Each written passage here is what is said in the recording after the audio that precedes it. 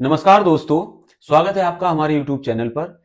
आज से हम लोग यूपी टेट की एक बेहतरीन प्रिपरेशन शुरू करने जा रहे हैं, जहां पर जो रणनीति है वो कुछ इस तरह से है कि सबसे पहले आपको जो लेटेस्ट प्रीवियस ईयर के क्वेश्चन पेपर हैं उनको कराएंगे, ताकि आप अपनी तैयारी को आंक सकें कि आपका लेवल क्या है, अभी आप जो तैयारी करनी है वहां पर आप किस जगह पर स्टैंड करते हैं।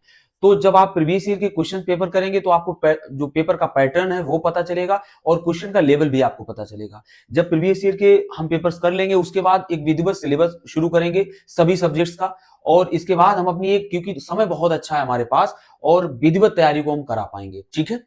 सबसे अच्छी बात है कि यूपी टेट और सी टेट में हमारा खुद का बहुत पुराना अनुभव है, आप देख सकते हैं। और जब आगे आप हमसे जुड़ेंगे तो आपको टाइम टू टाइम ये चीजें हम बताते भी रहेंगे कि किस तरह से हमने बहुत सारी एग्जाम्स जो भी प्रीवियस दिए उनको कैसे हमने टैकल किया, किस तरह से उनमें हमने हमारा स्कोर रहा। ये सब चीजें आपको समय आने पर आपको आगे बताते रहेंगे, अपना एक्सपीरियंस शेयर करते रहेंगे। फिलहाल सबसे जरूरी है कि हम आज करने क्या जा रहे हैं। आज मैथ का हमने 30 क्वेश्चंस का ये प्रीवियस ईयर पेपर लिया है, जो कि 2019 यूपी टेट का पेपर है। यहाँ पर 30 क्वेश्चन होंगे, बहुत ही आराम से, बहुत ही कोई जल्दबाजी नहीं है, आराम से समझते हुए कि यूपी टेट कैसे क्वेश्चन पूछता आ रहा है उनको देखते हुए हम लोग आगे बढ़ेंगे। और इसी तरह से आपके सभी, चाहे वो आपकी ईवीएस हो या सीडीपी हो या जितने भी हिंदी और संस्कृत या इंग्लिश जो भी पार्ट आपके बचते हैं, सभी के प्रीवियस ईयर को कराते हुए सिलेबस पर चलेंगे, ताकि आपको समझ बन जाए और आप उसी तैयारी के साथ सिलेबस को तैयार कर पाए। ठीक है, तो चलिए शुरू करते हैं।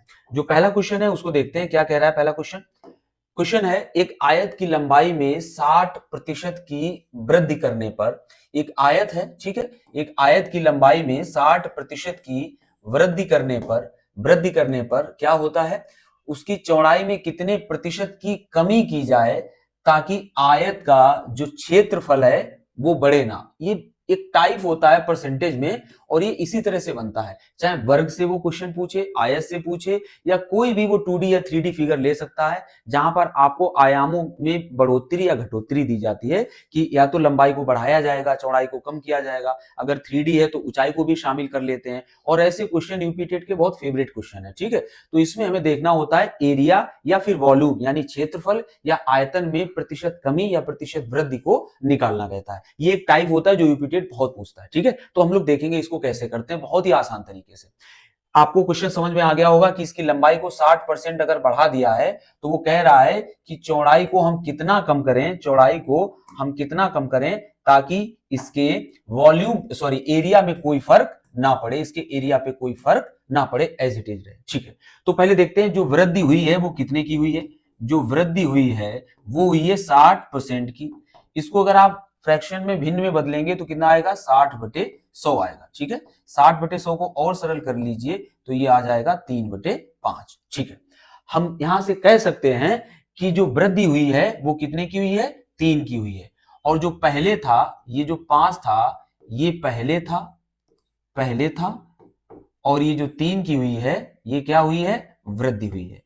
मतलब अगर उसका एरिया 5 था, 3/5 का मतलब ये निकलता है कि अगर उसका एरिया 5 था तो उसमें 3 की वृद्धि हो गई है। तो हम कह सकते हैं कि अब जो एरिया हो गया है वो कितना हो गया है, 8 हो गया है।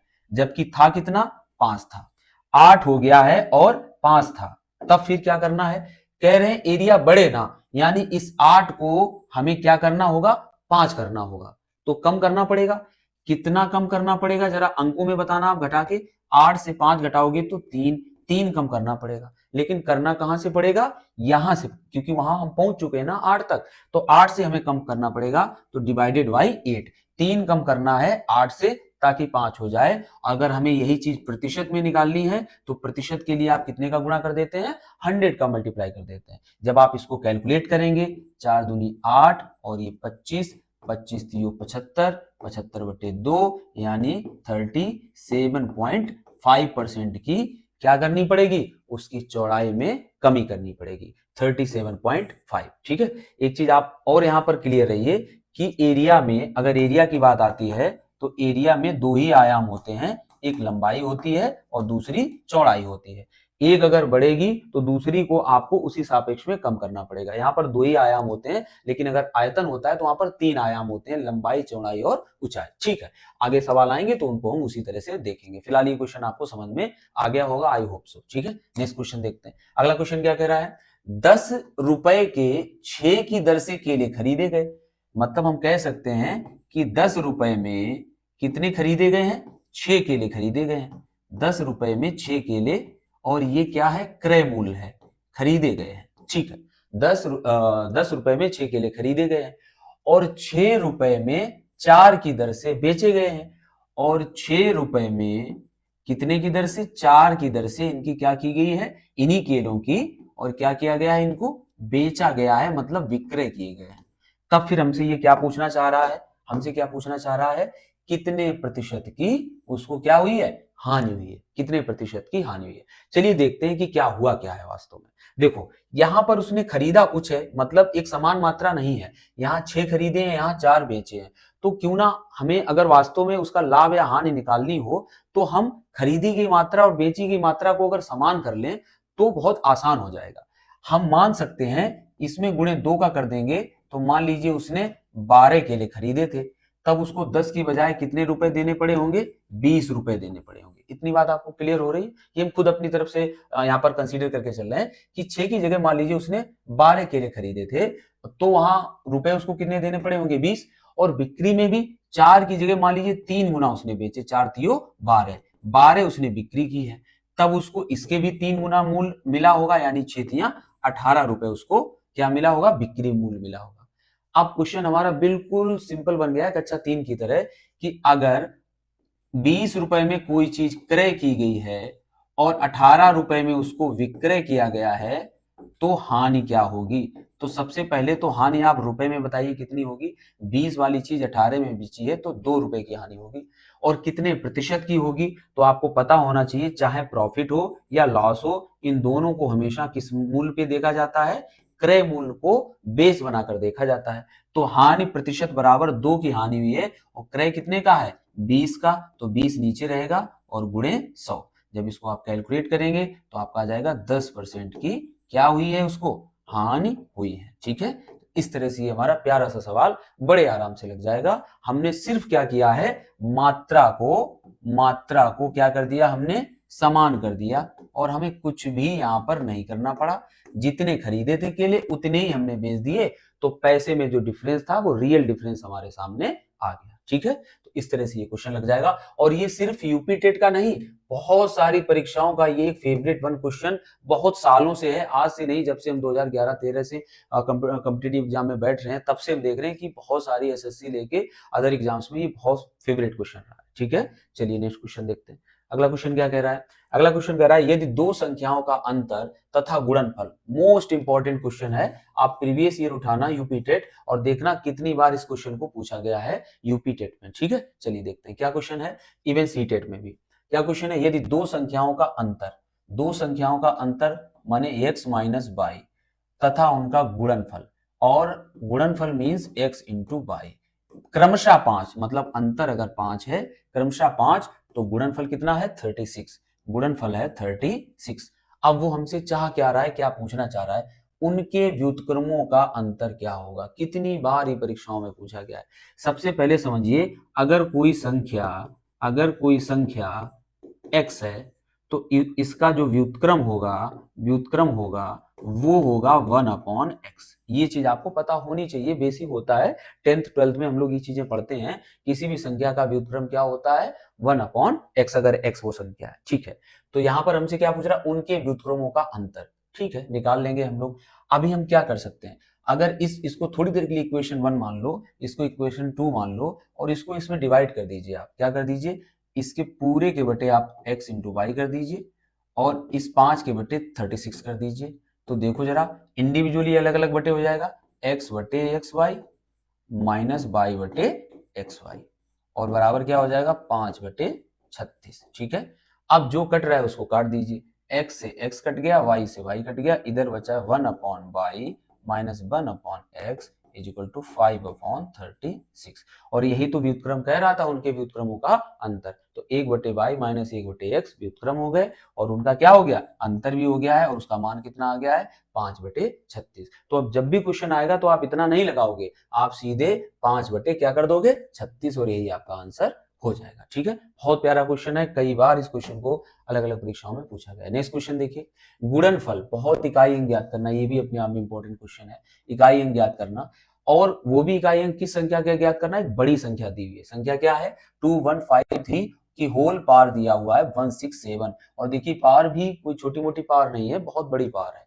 का इकाई अंक क्या होगा, जब भी ऐसा क्वेश्चन आए तो आप इधर का पूरा हटा दो और जो इसका इकाई है उस पे ही ये पावर चढ़ा दो 167।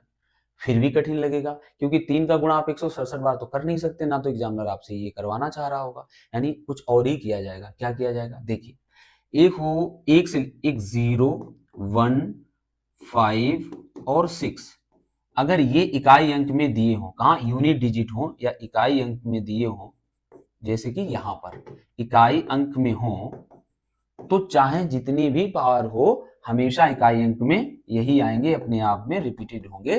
0 का गुणा कितनी बार करो 0 आएगा, 1 का गुणा कितनी बार करो 1 ही आएगा, 5 का गुणा भी कितनी बार करो 55 25 5 ही आएगा, 55 25 5 125 5 ही आएगा, 625 कर दो फिर भी 5 ही आएगा, इस तरह से 36 में, ठीक है, कितना भी करते चले जाओ 6 ही मिलेगा लास्ट में। इतनी बात आपको क्लियर है कि ये जो संख्या है इनको इकाई अंक में अगर ये दी हो तो इकाई अंक यही रहते हैं। फिर बस्ती कौन सी है, 2 3 4 6 तो हो ही गया, 7 8 और 9। अगर ये संख्याएं दी हो कहां पर, इकाई अंक पे, तो जो भी पावर लगी हुई हो उस बड़ी सी पावर में, जो बड़ी सी पावर दी हो आप डिवाइडेड बाय कितना कर दीजिए 4 कर दीजिए। जो भी पावर लगी हो उसमें आप 4 का भाग लगा दीजिए और जो भी मान आएगा उसका शेष ज्ञात देख लीजिए और जो शेष बचे उसी को आप पावर बना दीजिए। तो यहाँ पर अगर हम बटे 4 करते हैं 167 बटे 4 करते हैं तो 4 कितनी बार जाएगा, 4 से कुछ 16 7 4 एकम 4 यानी 3 बचेगा। शेष कितना यहाँ पर बच रहा है, शेष बच रहा है 3। तब हम कह सकते हैं कि 3 की पावर 3 और 3 तिरका 9 तिया 27 और इसमें भी इकाई अंक कितना आ गया है 7, तो हमारा आंसर हो जाएगा 7। ठीक है, ये बात क्लियर हो गई। तो इस तरह से जब हम लोग नंबर सिस्टम पढ़ेंगे तब ये क्वेश्चन वहां पर, इस तरह के क्वेश्चन वहां पर हम आपको बताएंगे। नेक्स्ट देखिए क्वेश्चन, आगे देखिए, यदि एक भिन्न के अंश को, हाँ ये भी कई बार पूछा गया है, यदि एक भिन्न के अंश को 20% क्या किया जा रहा है, अच्छा अभी बता नहीं रहा, और हर को 25% बढ़ा दिया जाए, मतलब अंश को भी बढ़ाया जा रहा है और हर को भी बढ़ाया जा रहा है, तो उस कंडीशन में क्या पूछ रहा है, तो भिन्न क्या हो जाती है 3/5 हो जाती है, भिन्न क्या हो जाती है 3/5 हो जाती है। तो मूल भिन्न क्या है, इतना कुछ करने के बाद, मतलब अंश में 20% की बढ़ोतरी के बाद और हर में 25% की बढ़ोतरी के बाद भिन्न ये बनती है। तो कह रहा है जो मूल भिन्न है वो क्या है। एक तो तरीका ये है कि आप बेसिक तरीके से क्या करो, बेसिक तरीके से इसमें मूल भिन्न मान लो x/y, और इसमें क्या किया जा रहा है अंश में और हर में क्या किया जा रहा है वो कर दीजिए और उसको बराबर कर दीजिए कितने 3/5 के, आपका आंसर आ जाएगा x/y का, मूल भिन्न आपको पता चल जाएगी। दूसरी शॉर्ट ट्रिक ये है, मूल जो मिल रहा है यानी जो मिल रही है वो भिन्न लिखिए और जो वहां पर कर रहा है उसको उल्टा कर दीजिए। अगर यहाँ पर अंश में बढ़ोतरी कर रहा है तो ये बढ़ोतरी अंश में ना करके आप कहां कर दीजिए हर में, और जो हर में बढ़ोतरी हो रही है उसको आप कहां कर दीजिए अंश में कर दीजिए, और इसको आप कैलकुलेट कर दीजिए, मूल भिन्न आपकी आपको मिल जाएगी 40 हो जाएगा और ये 25 हो जाएगा और फिर से 5 से काटिए 8 हो जाएगा और ये 5 हो जाएगा, यानी जो भिन्न मिलेगी वो 5/8 मिलेगी। बट ऐसा कर आप कब पाओगे, जब आप इस तरह के क्वेश्चन को 2-4 बार रिवाइज करोगे, लगाओगे, तभी आप ये कर सकते हो। पहली बात, यहाँ पर भी ऐसा कुछ नहीं था, चीज यही है, इसको कितना बढ़ाया जा रहा है 20% और इसको कितना बढ़ाया जा रहा है 125%।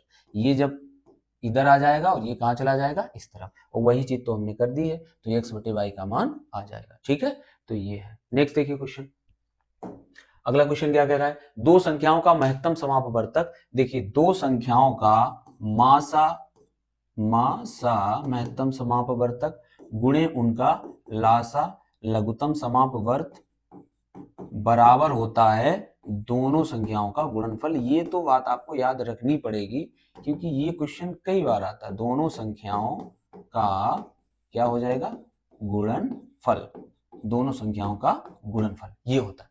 दो संख्याओं का लासा गुणे उनका मासा बराबर होता है दोनों संख्याओं का गुणनफल। अब हमें क्या कह रहा है, दो संख्याओं का महत्तम समापवर्तक 6 है गुणे लघुत्तम समापवर्तक 432 है। यदि एक संख्या 48 हो तो दूसरी संख्या ज्ञात करिए। मान लीजिए दूसरी संख्या x है। अब तो ये बच्चों वाला सवाल हो गया, कक्षा 3 का सवाल हो गया, तो x बराबर इसके बटेगा कितना हो जाएगा 48, अगर x बराबर निकालेंगे, है ना।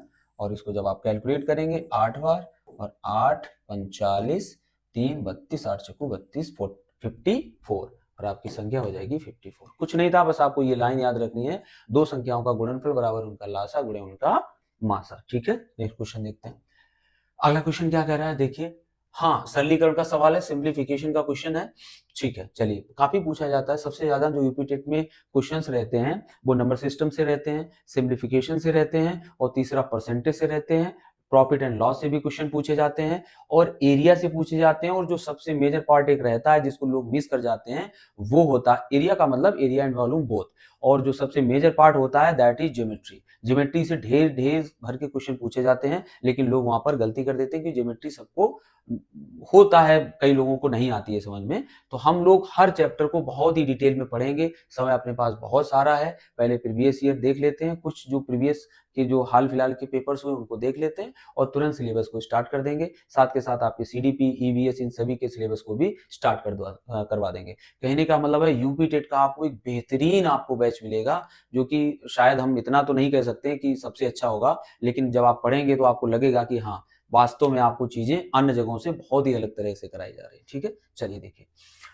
क्या है यहाँ पर क्वेश्चन, 2 की पावर -1, ठीक है, और इसके बाद इस पर भी -1 की पावर चढ़ी, इसको सिंपल करना है।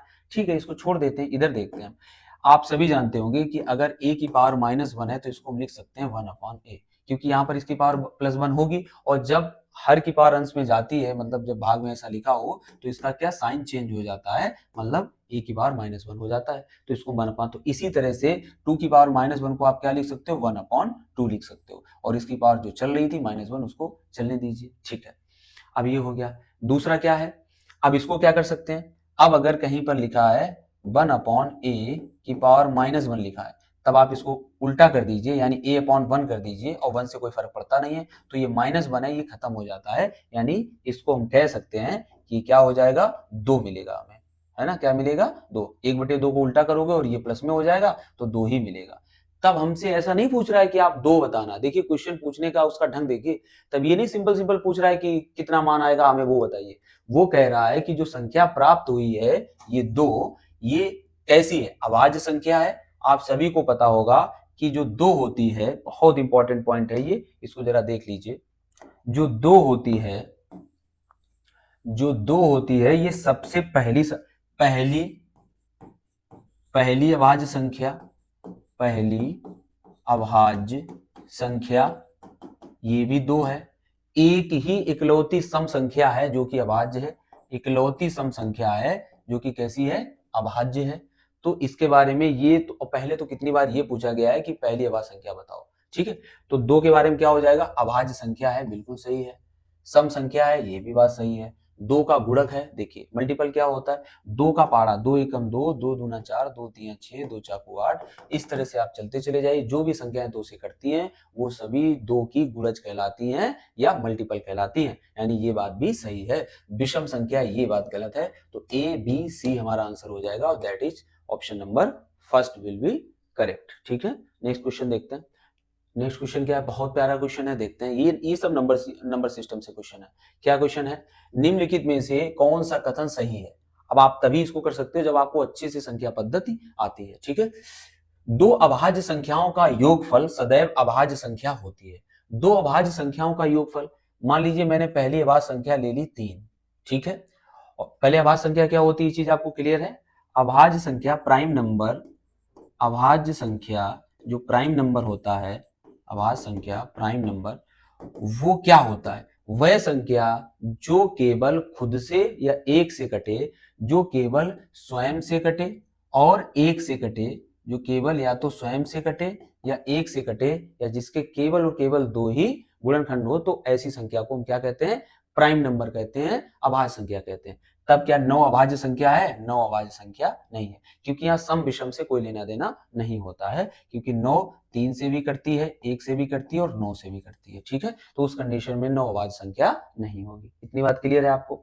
ठीक है, अब बात कर लेते हैं, जो क्वेश्चन में कह रहा था उसको देख लेते हैं। क्या कह रहा था कि 2 अभाज्य संख्याओं का योगफल सदैव अभाज्य संख्या होगा। तो एक अभाज्य संख्या हमने 3 ले ली और दूसरी अभाज्य संख्या हमने 5 ले ली, इनका योग कितना बन रहा है, 8। क्या 8 एक अभाज्य संख्या है? नहीं है। तो ये जो पॉइंट पहला है ये गलत है। सदैव दो संख्याओं का योगफल अभाज्य संख्या नहीं होगा। हालांकि जब 2 में आप 3 जोड़ोगे तो जरूर 5 आएगा और ये कैसी संख्या होगी? अभाज्य होगी। लेकिन सदैव ऐसा हो, ऐसा पॉसिबल नहीं है। ये बात क्लियर हुई आपको? अब नेक्स्ट देखते हैं पॉइंट क्या है, यानी ये पॉइंट गलत हो गया।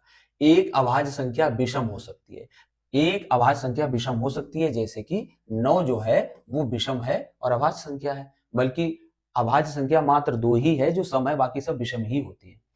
सबसे छोटी अभाज्य संख्या 1 है, बिल्कुल गलत है। सबसे छोटी अभाज्य संख्या कितनी है? 2 है, तो ये भी गलत हो गया। कोई सम अभाज्य संख्या नहीं है, ये भी गलत है, क्योंकि 2 है एक ऐसी संख्या जो सम है और कैसी है? अभाज्य है। तो हमारा जो ऑप्शन सही हो जाएगा वो क्या हो जाएगा? सेकेंड वाला हो जाएगा। ठीक है, चलिए नेक्स्ट क्वेश्चन देखते हैं। अगला क्वेश्चन क्या कह रहा है? किसी महीने का तीसरा शुक्रवार 16वीं तारीख को पड़ता है। अगर हम फ्राइडे की बात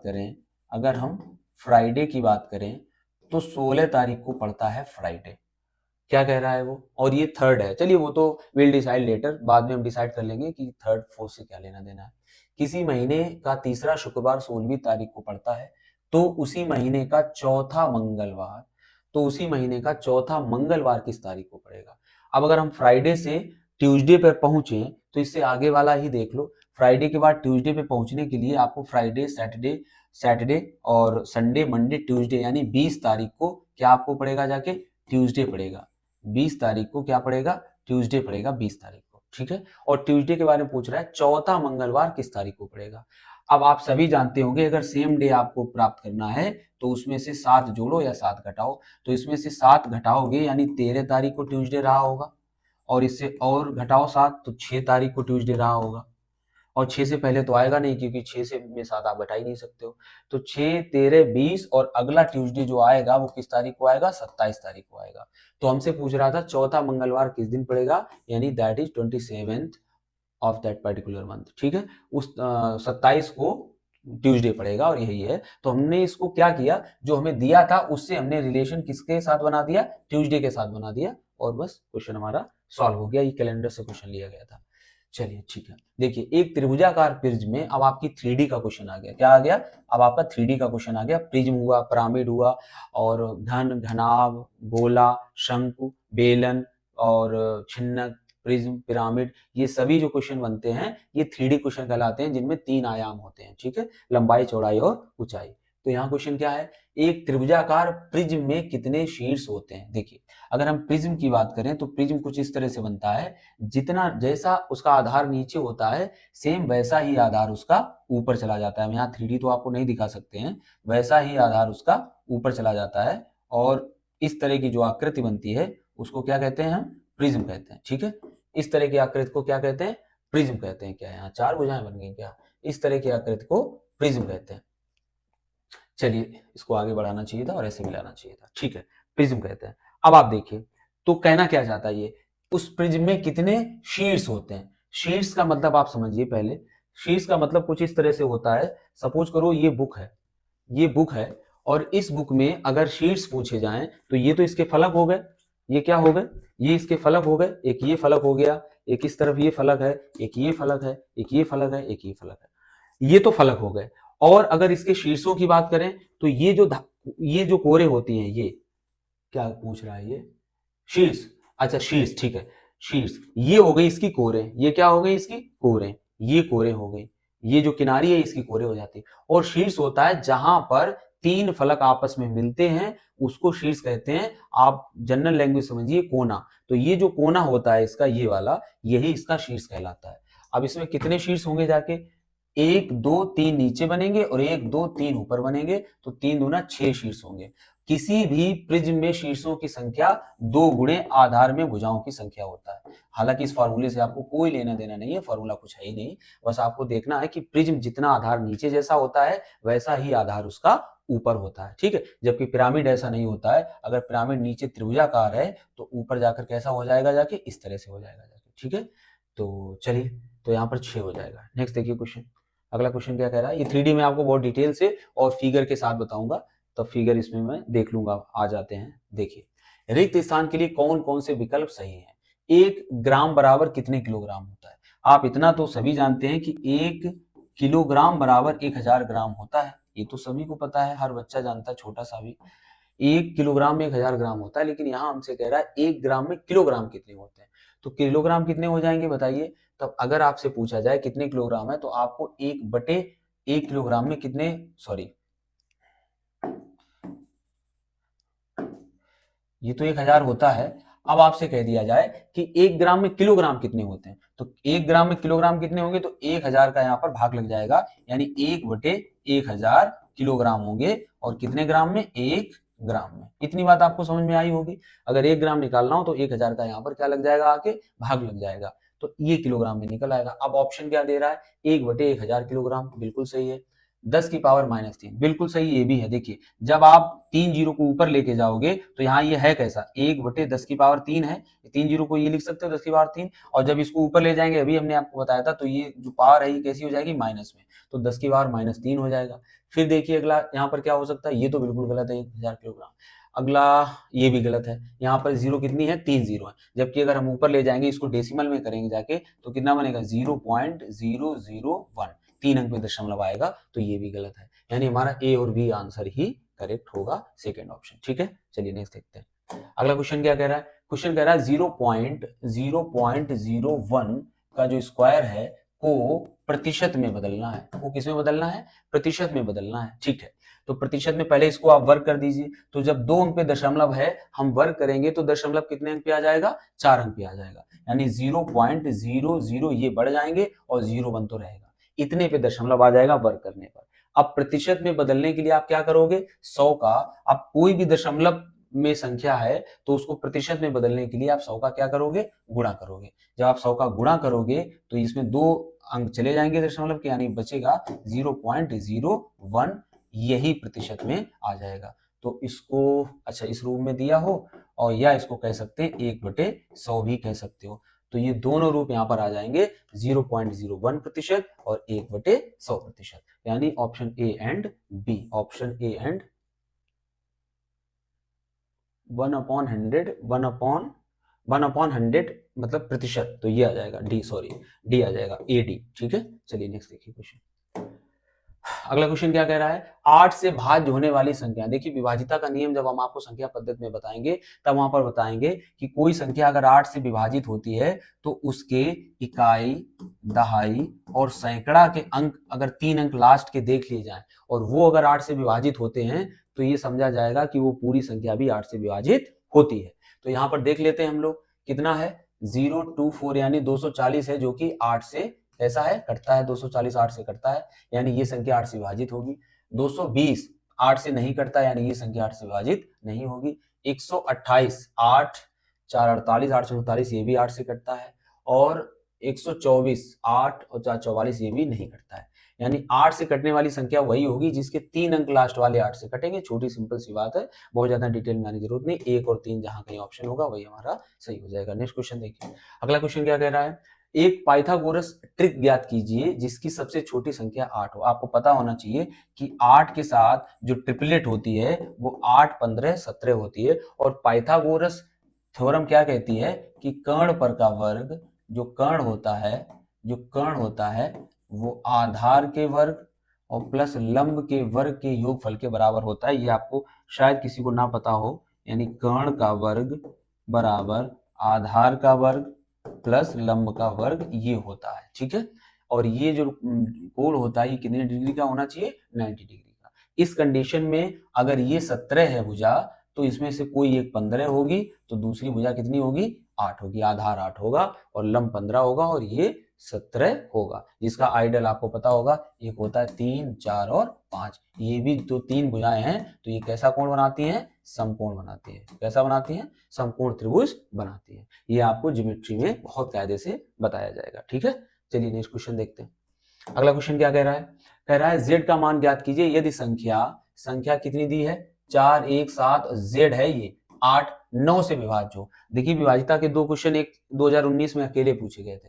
तो 9 से विभाजिता ये कहती है कि संख्या के अंकों का योग, संख्या के अंकों का योग किससे कटना चाहिए, 9 से कटना चाहिए। जो भी संख्या में अंक दिए हों उन अंकों का योग किससे कटना चाहिए, 9 से कटना चाहिए, तब वो संख्या भी 9 से कटेगी। तो जरा जोड़ लीजिए, 4 1 5 और 7 5 12 और इसको जोड़ लीजिए, जेड को छोड़ दीजिए, 12 8 20, हमारे पास 20 आ गया।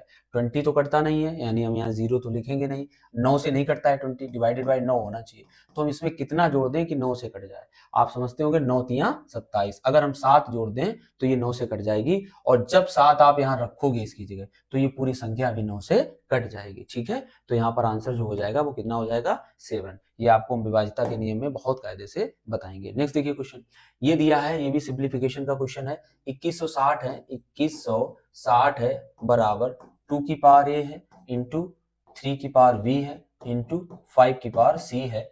तो हमसे पूछ रहा है कि 3 की पावर a इंटू 2 की power minus b into 5 power minus c का मान क्या होगा। कहने का मतलब हमें यहाँ से a बराबर पता चल जाए, b बराबर पता चल जाए और c बराबर अगर पता चल जाए तो हम उसका मान निकाल सकते हैं, कोई प्रॉब्लम हमें नहीं होगी। ठीक है, तो चलिए इसको जरा हम लोग तोड़ लेते हैं। तो 216 या 2160 को बहुत आसान तरीका है, 216 अलग कर लीजिए, 2 से 16 में गुणे 10 कर दीजिए। अब 2 से 16 की अगर आप काटोगे तो क्या बनेंगे, 36 छक्का यानी 6 का ये क्या होता है, 6 का घन होता है, क्या होता है घन, और गुणे इसको क्या करोगे 2 में गुणे 5 कर दीजिए, और बराबर जो चल रहा है वो तो चलेगा। अब देखिए यहाँ पर एक 2 है एक 3 है, यहाँ पर भी एक 2 है एक 3 है, यहाँ पर भी एक 2 है एक 3 है। कुल मिला के आप यहाँ पर देखिए 2 कितने आपको मिल रहे हैं, 1 2, इस 6 में 2, इस 6 में 1 2, 3 2 और 4 2, यानी 2 आपको कितने मिल रहे हैं 4, गुणे 3 आपको कितने मिल रहे हैं, एक यहाँ एक यहाँ एक यहाँ, 1 2 और 3 तीसरा ये, यानी 3 आपको 3 मिल रहे हैं, और 5 आपको कितने मिल रहे हैं, 5 आपको मात्र 1 मिल रहा है 10 में। ठीक है, 5 आपको 1 मिल रहा है। तो हमसे क्या पूछ रहा है, वो हमसे पूछ रहा है, अब हमें यही मान जो माने जाएंगे, यही क्रमशः a का मान होगा 4, b का मान होगा 3 और c का मान होगा 1। अब हमें करना क्या है, बस इस मान को यहाँ पर लगाना है, तो इस मान को लगा दीजिए, 3 की पावर a, तो 3 की पावर और a का मान कितना था 4, और क्या गुणे में है, गुणे में, और 2 की पावर माइनस b मतलब 3, b का मान 3 है ना, तो माइनस b माइनस 3 इंटू 5 की पावर, और ये क्या हो जाएगा -1। ठीक है ना, हमने उनके मान लगा दीजिए। अब देखो आप यहाँ पर 3 की पावर 4 करेंगे तो कितना आएगा 81, गुणे 2 की पावर 3 करोगे तो कितना आएगा 1/8, फिर से वही चीज है ना, माइनस में है तो नीचे चला जाएगा, और 5 का तो 1/5 हो ही जाएगा, बराबर मान आएगा 81/40। कितना आएगा 81/40, सॉरी 81/40, और यही शायद ऑप्शन होना चाहिए 81/40। तो इस तरह से जब ये दिया है तो देखने से लग रहा है कि हमें यहाँ पर एबीसी के मान मिल जाएंगे। अगर इसको हम गुणनखंड काटेंगे छोटे छोटे भागों में तो फिर हम यहाँ पर उन्हीं एबीसी का मान लगा देंगे, क्वेश्चन देखने से ही लग जाएगा कि इसको किस तरह से करा जाना है। ठीक है, चलिए नेक्स्ट क्वेश्चन देखिए।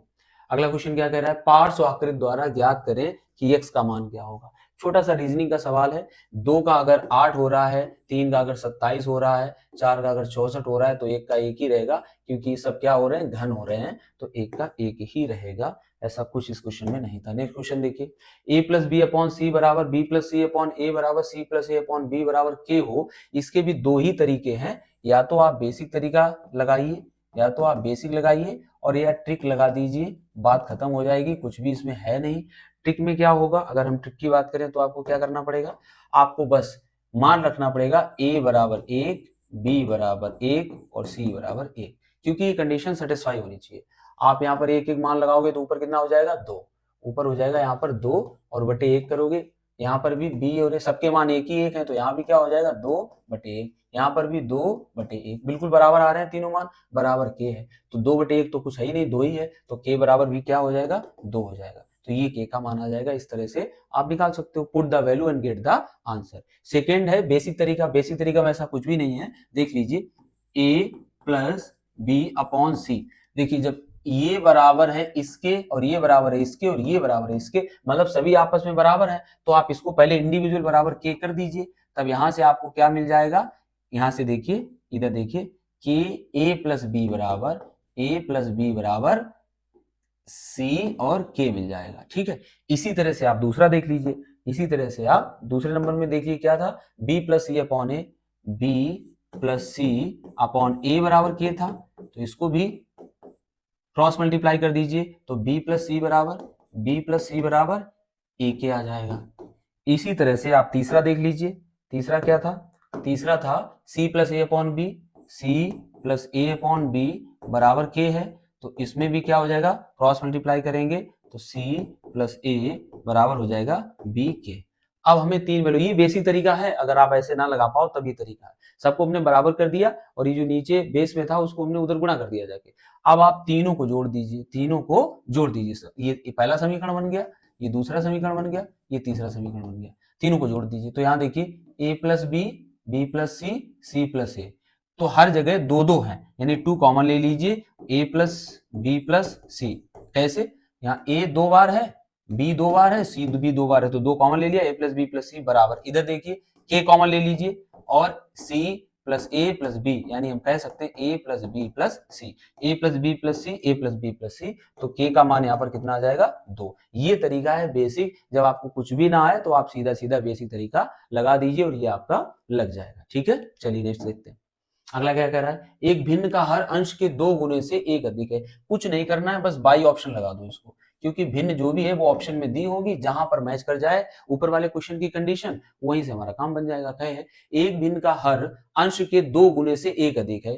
एक भिन्न का हर, ठीक है, हर अंश के 2 गुने से, अंश के 2 गुने से 4 दूनी 8, 1 अधिक है और 1 अधिक भी है, सही है। यहां तक अंश में 2 जोड़ने पर, 4 में 2 जोड़ोगे 6 हो जाएगा, और हर में 3 घटाने पर और 9 में 3 घटाओगे तो भी 6 हो जाएगा, घटाने पर 1 प्राप्त होता है, काटोगे तो 1 ही प्राप्त होगा, यानी यही हमारी भिन्न सही है। ठीक है, तो इस तरह से ये तो पहले से गलत हो जाएगी, देखो ना, एक भिन्न का हर अंश के 2 गुने से 1 अधिक है, अंश के 2 गुने से 1 अधिक है, तो यहीं से हाँ ये इसको देखा जा सकता है और इसको देखा जा सकता है। तो ऐसे करके जब आप देखोगे तो आपको कुछ नहीं करना पड़ेगा, अदरवाइज आप एक्स वाई करके लगा भी सकते हो, इसको कोई इतना बड़ा क्वेश्चन नहीं है, वो छोटा सा क्वेश्चन है।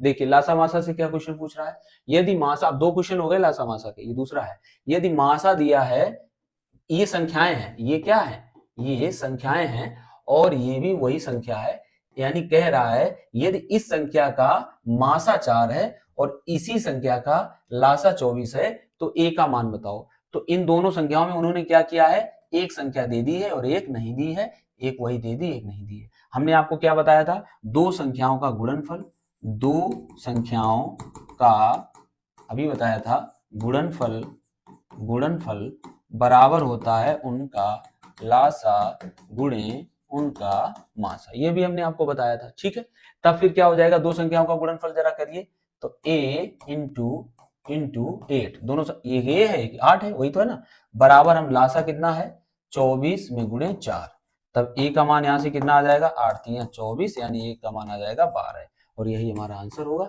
आप समझिए इतने इतने सिंपल क्वेश्चन पूछे जाते हैं, एक मैथ ही है जिसमें आप बहुत अच्छा स्कोर खींच सकते हो, मगर इसमें अगर आप 30 में 28 या 25 से एवं नहीं लाते हो तो कहीं ना कहीं आप स्कोर में पिछड़ सकते हो।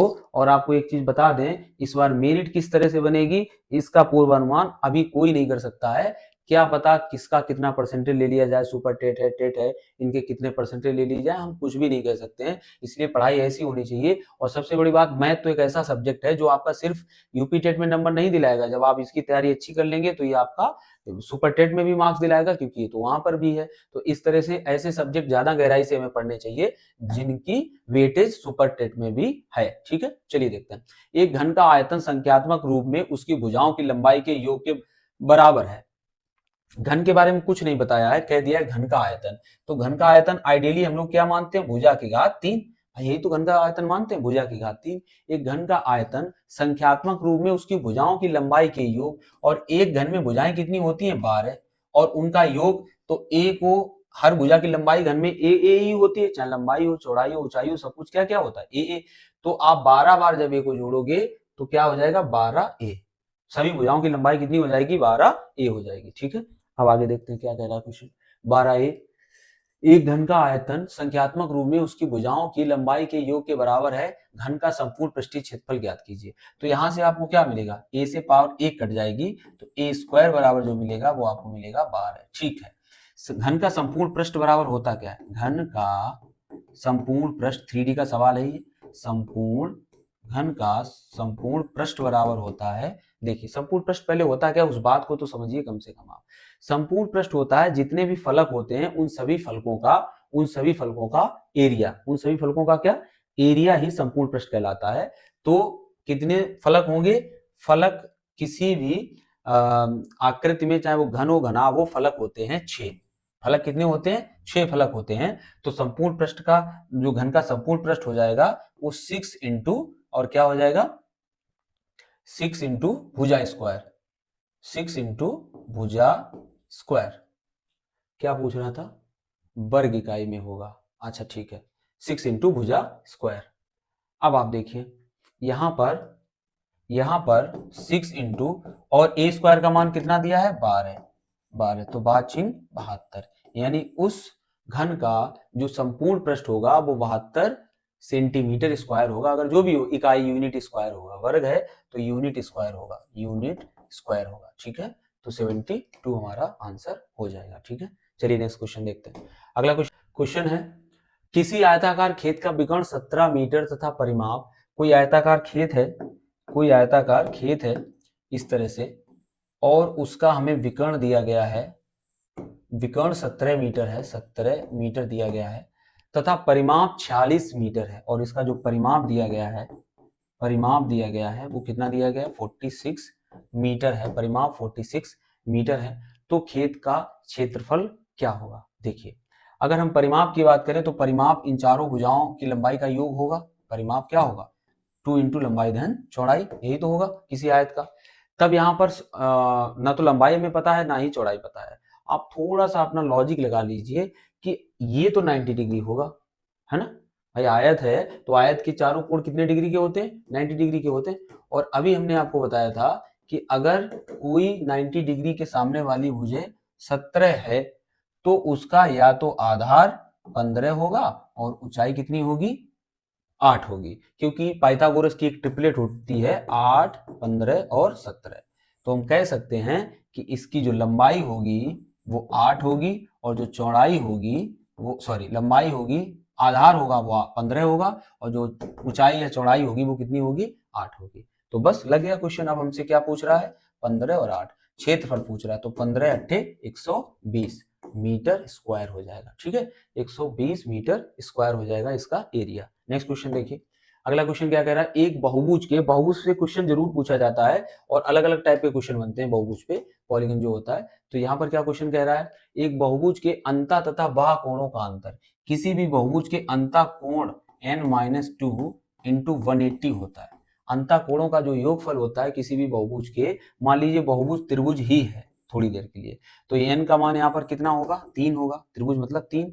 तब इसके अंतःकोण, आपको तो त्रिभुज में पता है कि तीनों अंतःकोणों का योगफल कितना होता है 180 होता है। जरा इस फॉर्मूले में लगा के देखिए, n का मान 3 - 2 और गुणे 180 बराबर 1 आ जाएगा, तो 180 ही रहेगा। यानी और इसी तरह से चतुर्भुज का लगाओगे तो 360 आएगा, क्योंकि चतुर्भुज के चारों को अंतःकोणों का योगफल कितना होता है 360, ठीक है। तब यहाँ पर ये बात आती है कि किसी भी बहुभुज के चाहे वो 20 भुजाओं वाला ही क्यों ना हो, किसी भी बहुभुज के अंतःकोणों का योग, अंतःकोणों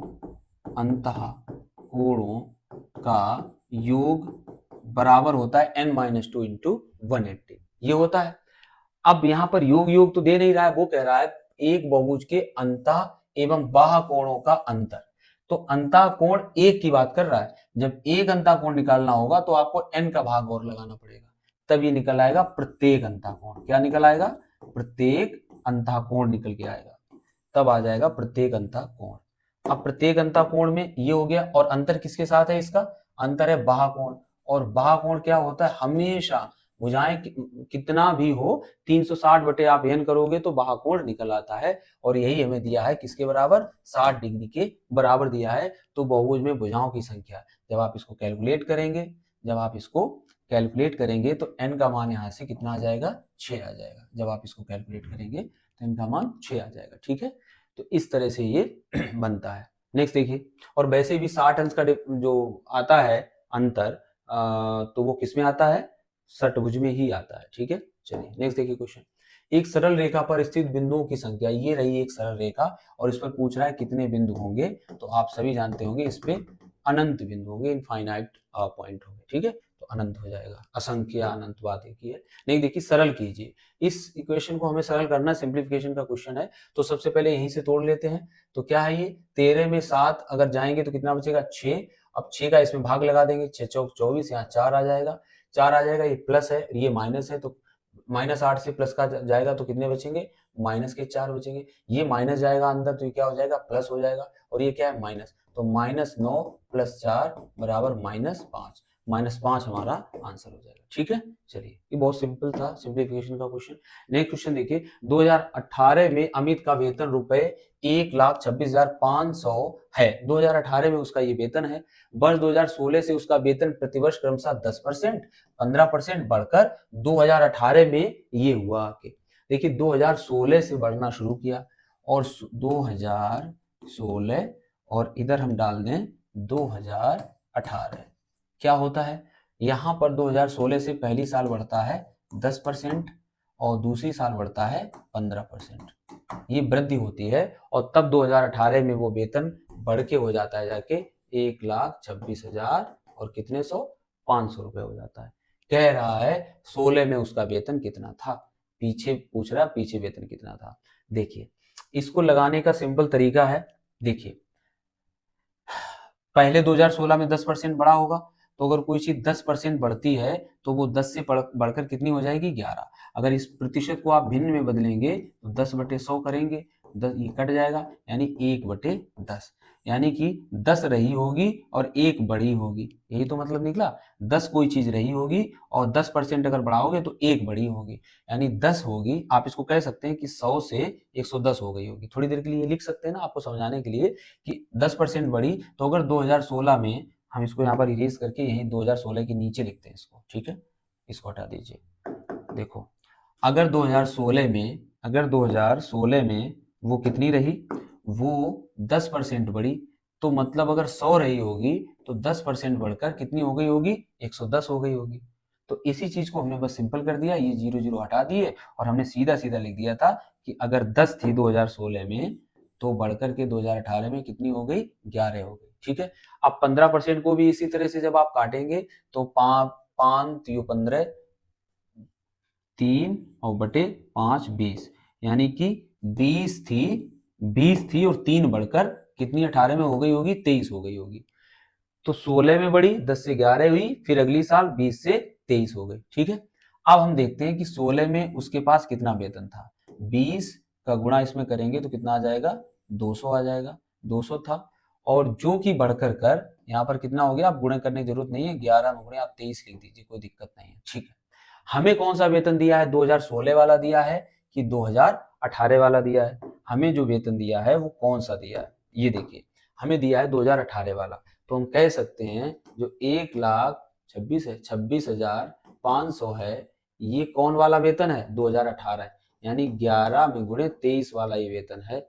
और हमें निकालना कौन सा है, 2016 वाला, 10 में गुणे 20 वाला निकालना है। ठीक है, 10 में गुणे 20 वाला में निकालना है, बस इसको कैलकुलेट कर दीजिए। अब आप जब इसको कैलकुलेट करेंगे तो पहले 11 से काट दीजिए, 11 से काटेंगे तो 11 एकम 11, 1 11 एकम 11, 11 पच्चे 55, 00, 23 पंचे 115, यानी 500 आ जाएगा ये 500। अब 500 में गुणे 10 में गुणे 20, जब इनका आप गुणा करेंगे 5 दूनी 10, यानी 1 लाख रुपए आ जाएगा। कितना आ जाएगा, 1 लाख रुपए, और यही हमारा आंसर हो जाएगा रुपए 1 लाख। ठीक है, तो चीजें 16 से जैसी बढ़ी वैसी हमने बढ़ा दी है और इसको इसी तरह से हमने लगा दिया है।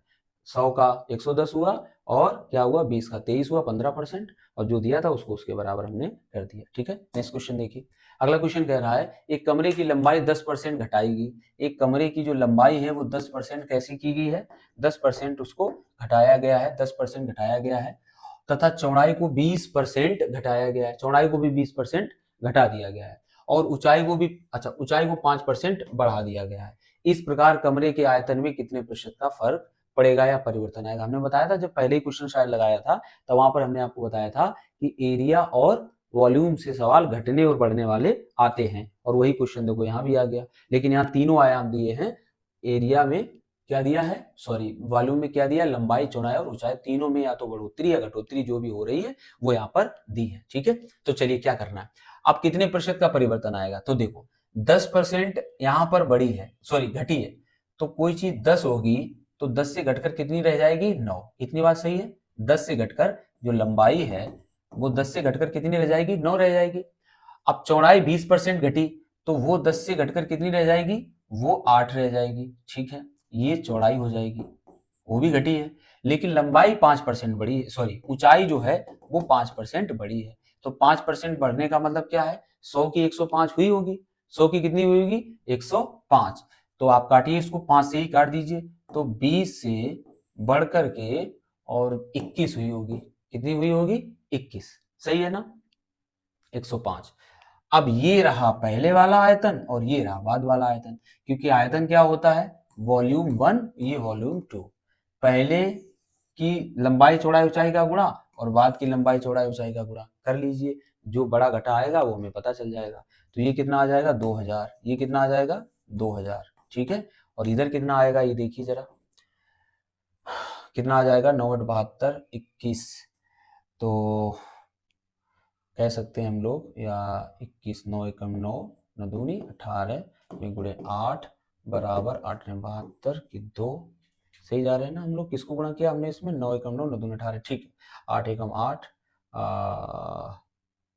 8 × 72 7 और 18 × 144, 144 और 7 151, 151, 1512 हो जाएगा। क्या हो जाएगा, 1512। देखिए जो आयतन कितना होना चाहिए था, 2000 होना चाहिए था, वो परिवर्तित होके ये लंबाई चौड़ाई में जो कमी और बढ़ोतरी की गई है, कितना हो गया है, 1512 हो गया है। तो क्या हुई है इसमें, इसमें हुई है कमी, इसमें हुई है कमी। और कितने की कमी हुई है जरा देखो जरा, 1512 और 2000 यानी 488 की कमी हुई है। कितने की, 488 की। और जो कमी हुई है वो कहां से हुई है, 2000 से हुई है।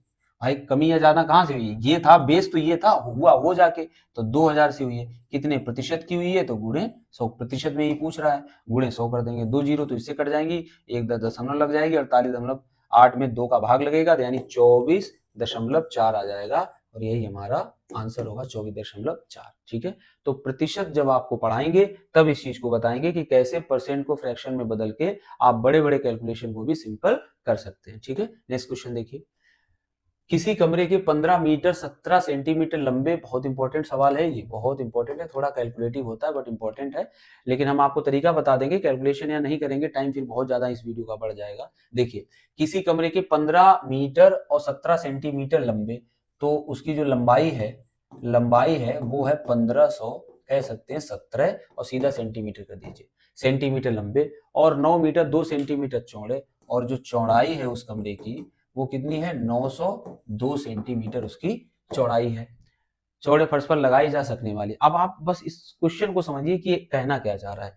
एक इस तरह से कमरा होगा आयताकार, ठीक है, इस तरह से कमरा होगा, वो आपसे ये क्वेश्चन कह रहा है कि इस पर टाइल लगाना है, और टाइल की संख्या कितनी होनी चाहिए, न्यूनतम होनी चाहिए।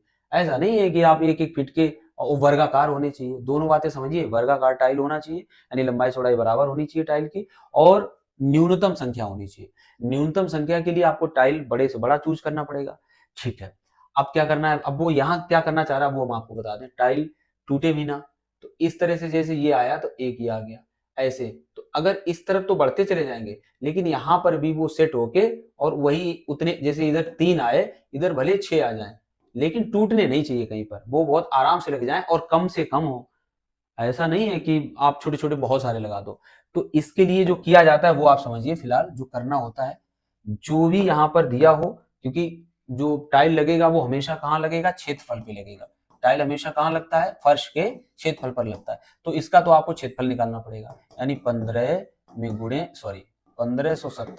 में गुणे 902, ये तो क्षेत्रफल हो जाएगा उस पूरे, इसका, उस पूरे कमरे का क्षेत्रफल हो जाएगा।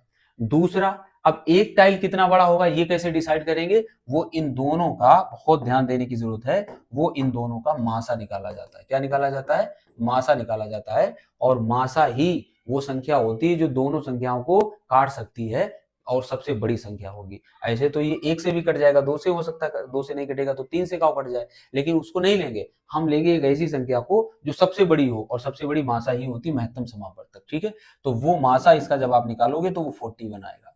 अब ये क्या हो गया, ये उस टाइल की लंबाई या चौड़ाई हो गई। तो जब संख्या पूछी जाएगी टाइलों की, तो कुल क्षेत्रफल में एक टाइल का क्षेत्रफल का जब भाग आप लगाओगे कुल क्षेत्रफल में तो टाइलों की क्या आ जाएगी, संख्या आ जाएगी। तो बस यही करना है, 1517 में गुणे 902 और बटे क्या करना है वो ध्यान रखिए, 41 गुणे 41, क्योंकि वर्ग का क्षेत्रफल होता है भुजा में गुणे भुजा। और जब आप इसको कैलकुलेट करेंगे तो शायद 800 कुछ आएगा। I don't exactly remember the exact number, कुछ भी आएगा इसमें, 800 कुछ आएगा, हम बता नहीं सकते हैं। तो ये कैलकुलेशन आपको करना पड़ेगा। ठीक है, उसको हम यहाँ नहीं कर रहे हैं, टाइम बहुत जाएगा। देखिए नेक्स्ट क्वेश्चन, निम्नलिखित में से कोई 3 मापों को लेकर कुल कितने त्रिभुज, 3 मापों को लेकर कुल कितने त्रिभुज बनाए जा सकते हैं। भुजा की मापें हैं, एक ये माप दी है, एक ये माप दी है, एक 5.9 दिया है और एक 1.1 दिया है। देखिए मापें तो इस क्वेश्चन में ये हैं, आगे क्वेश्चन में बदल सकती हैं, बट जो आपको याद रखना है वो ये है कि त्रिभुज के बारे में 2 तथ्य आपको याद रखने हैं। किन्हीं भी, बहुत जरूरी है, किन्हीं दो भुजाओं का जो योग होता है वो सदैव बड़ा होता है। याद रखना पड़ेगा, किन्हीं भी 2 भुजाओं का योग बड़ा होता है तीसरी भुजा से। किससे बड़ा होगा? तीसरी भुजा से। ठीक है, अब दूसरी बात याद रखो, और किन्हीं 2 भुजाओं का जो अंतर होता है वो छोटा होता है तीसरी भुजा से।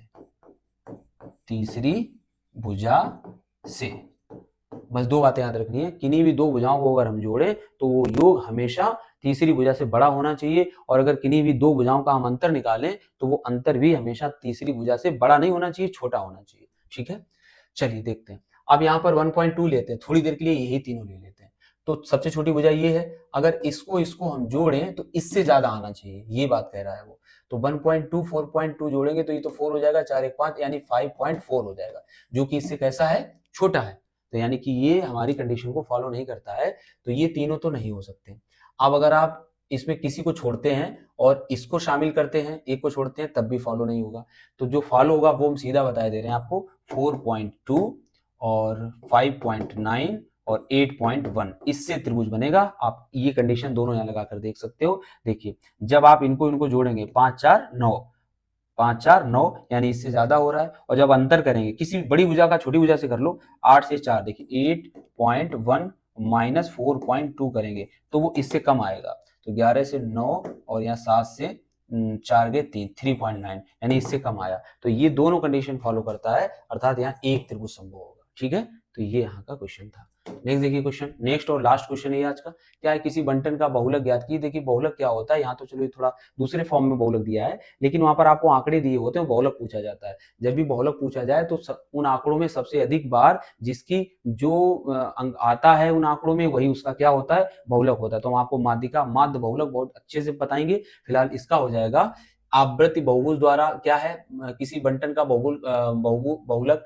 ज्ञात किया जा सकता है आयचित्र द्वारा, से अधिक संचयी बारंबारता द्वारा, से कम संचयी बारंबारता, आवृत्ति बहुभुज द्वारा, आयचित्र द्वारा। ठीक है, तो ऑप्शन नंबर फर्स्ट इसका हो जाएगा। तो इस तरह से हमने आपको कई सारे, मतलब यहाँ पर नई चीजें भी आई और हमने डिस्कस की।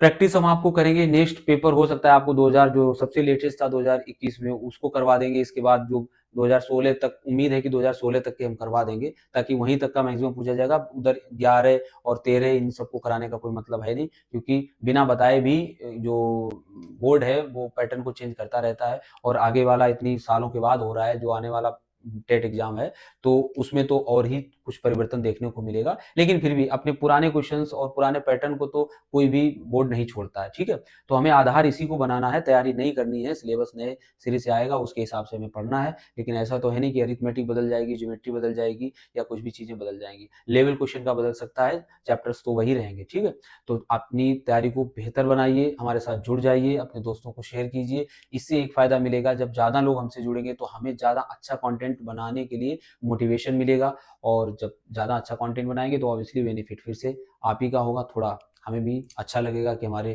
कंटेंट को, हमारी मेहनत को देखा जा रहा है, सराहा जा रहा है। और कुछ भी कमेंट आप करिए तो बहुत ही वेलकम, मोस्ट वेलकम है। आप जो भी चाहते हैं उसके लिए आप कमेंट कर सकते हैं। कुछ भी आपको गलती लगे तो वो भी आप बता सकते हैं। ठीक है? Thank you for watching.